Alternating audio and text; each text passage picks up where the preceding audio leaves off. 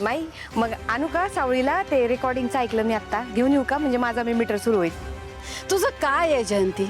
तुला पैसा पैसा पैसा दिवस रात्र पैसा याच्याशिवाय काही सुचतं? तुमच्यासाठी महत्वाचे नाही आहेत का पैसे सांगा बरं. नाहीये, अजिबात नाहीये.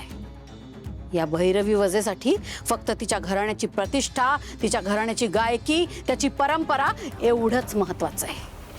माई असं काय करता तुम्ही? तुम्हाला ना काही कळतच नाही.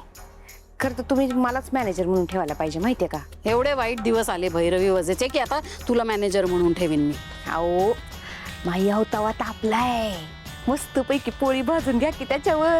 अहो आता बातमी सगळीकडे पसरली आहे माई.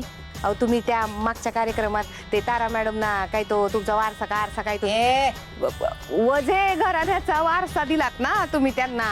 मग त्याच्यानंतर कार्यक्रम घ्यायला नको का सांगा बरं. सावली 1 आठवडा झाला ते बाबुळवाडीतून माल येत नाहीये. का? काय झालं त्यांना? काय माहिती, परत कोणी जाऊन काय बोललं नसेल ना तिथे. नाही विचारायला हवं, एकदा खात्री करून घ्यायला हवी. अचानक माल पाठवणं बंद नाही करणार ते. अहो पण असं पुन्हा कोणी का करेल? नाही म्हणजे मला नाही वाटत ऐश्वर्या मॅडम पुन्हा धाडस करतील हे सगळं करण्याचं. सरपंचांना फोन करून विचारायला हवं. कोण सरपंच? बाबुळवाडीतले का? हां त्यांना फोन केला होता मी. मग 1 आठवडा झाला त्यांच्याकडे माल येत नाही. अहो आता तोच विषय सुरू होता आमचा. पण काय झालं, काय म्हणाले ते? 8 दिवस झाले त्या बायका जंगलात नाही गेलेत वनस्पती गोळा करायला. का? आता का ते नाही सांगितलं. अरे मग विचारायचं ना त्यांना, काही प्रॉब्लेम आहे का. विचारलं सरपंचांना, ते बोलले मी मार्ग काढतो, तुम्ही काळजी करू नका. असं कसं काळजी करू नका? आपलं काम थांबलंय आणि ते म्हणालेत मार्ग काढतो म्हणजे नक्कीच काहीतरी प्रॉब्लेम झाला असेल. 2 दिवस वाट बघू, जर नाही झाला तर मग जाऊया आपण त्या गावात. चालेल. माझ्याकडे तर लई भन्नाट आयडिया आहे. तुम्हाला सांगते, एखाद्या मोठ्या ठिकाणी ना तो मौत का कुवा आणि तो पाळणा बिळणा लावून मस्त तिकीट लावून ना असं तारा मॅडमचं गाणं. डोक्यावर पडलीयस तू? हा, हे मोत का कुवा वगैरे काय बडबडतेस? आणि हा आता तुला पैसे द्यायचे म्हणून आम्ही राबायचं का आता तुझ्यासाठी? आणि त्यात काही तुमचा फायदाच नाहीये का? हा ठीक आहे, ठीक आहे, राहू दे. मग तुम्ही असेच द्या मला 5,000 रुपये. मला लई अर्जंट हवे पैसे. देताय? अहो तुम्ही आज मला पैसे दिले की नाही, माझा पायगुण एवढा भारी आहे ना, लई मोठे मोठे कार्यक्रम मिळतील तारा मॅडम ना. हा आणि माई तुम्ही तो वारसा दिल्यानंतर जर का कार्यक्रमच झाला नाही तर त्या वारशाचं काही लोणचं घालायचं का सांगा बरं. जरा तोंड आवर तुझं. हा, ही जी जीभ चुरचुर चुरचुर चालते ना तुझी, त्याला जरा लगाम घाल. तो बडबंद ठेवशील ना तर देईल पैसे मी तुला. आधी सांगायचं ना माई, मला वाटलं होतं मी बडबड केली तर तुम्ही मला पैसे. जाऊ दे, चालेल, मला येते बरं का मी. निघ.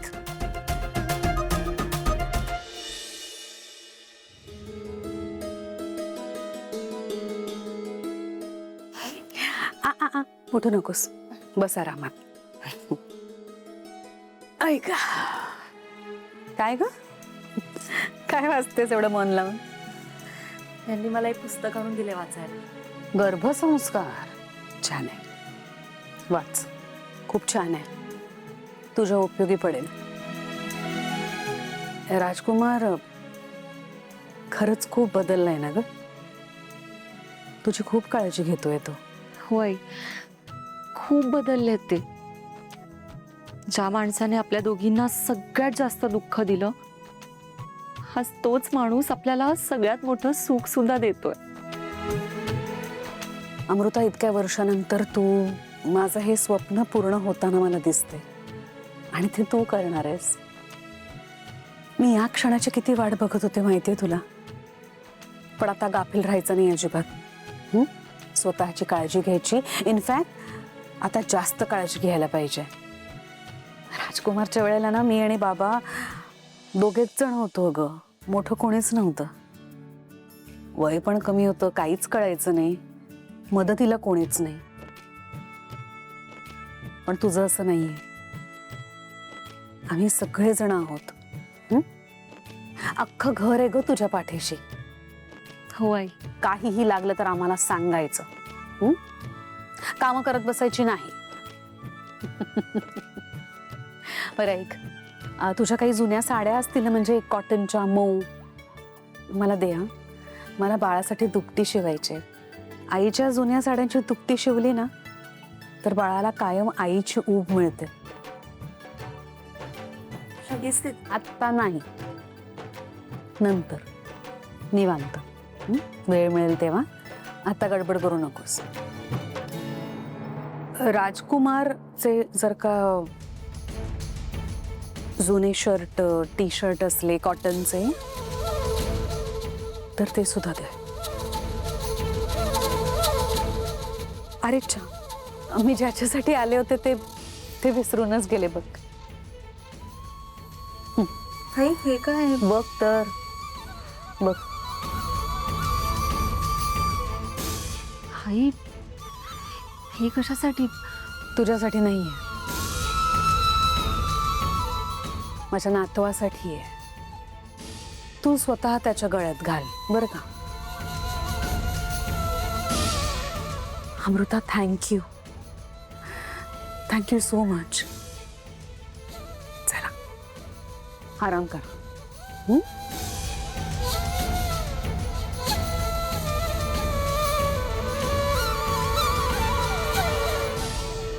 तुझ्या हातचं जेवण जेवलो की आत्मा तृप्त होतं माझा. तू सांग. 1 मिनिट, काय सांगायचंय दोघांना? सावली वहिनी, एक प्रॉब्लेम झालाय छोटासा. छोटासा नाही तसा, खूप मोठा प्रॉब्लेम झालाय. काय प्रॉब्लेम झालाय?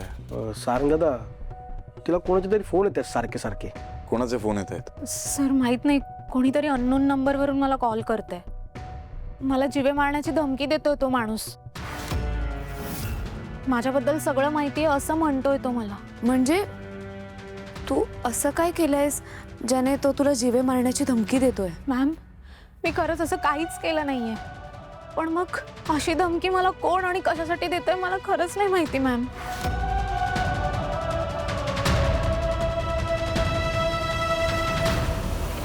शिवानी,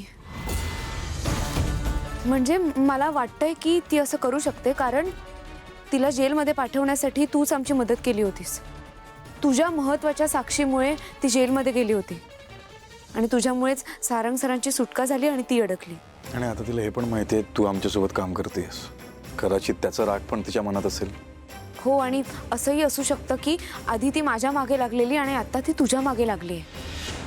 पण वहिनी, ती जेलमध्ये आहे ना, असं का करेल ती?